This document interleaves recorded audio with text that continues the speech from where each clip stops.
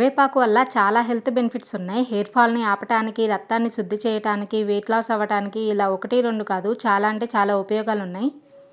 కరివేపాకు మంచిదని మనందరికీ తెలిసినా కూరలో వస్తే తీసి పక్కన పడేస్తాము. ఒకసారి ఇలా కారప్పొడి చేసుకొని చూడండి. ఒక్కసారి తిన్నారంటే మళ్ళీ మళ్ళీ చేసుకొని తింటారు. అంత బావుంటుంది. ముందుగా కరివేపాకుని నీట్‌గా కడుక్కొని ఫ్యాన్ కింద ఆరబెట్టుకోండి. ఎక్కడ తడి లేకుండా ఆరిపోయిన తర్వాత ఒక 2 చిప్పల ఎండు కొబ్బరిని సన్నగా కట్ చేసుకొని పక్కన పెట్టుకోండి. బాండీలో కొద్దిగా ఆయిల్ పోసుకుని 10 ఎండుమిరపకాయలు, పల్లీలు, శనగపప్పు అలాగే వెండి కొబ్బరిని వేసుకుని ఒకదాని తర్వాత ఒకటి ఫ్రై చేసుకుని పక్కన పెట్టుకోండి.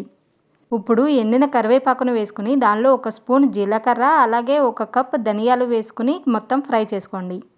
ఇప్పుడు ముందుగా వేయించినవి మిక్సీ జార్లో వేసుకుని వెల్లుల్లి గబ్బాలు, చింతపండు అలాగే రుచికి సరిపడా ఉప్పు వేసుకుని మెత్తగా గ్రైండ్ చేసుకోండి. తర్వాత కరివేపాకు కూడా వేసి మొత్తం మెత్తగా గ్రైండ్ చేసుకుంటే రెడీ.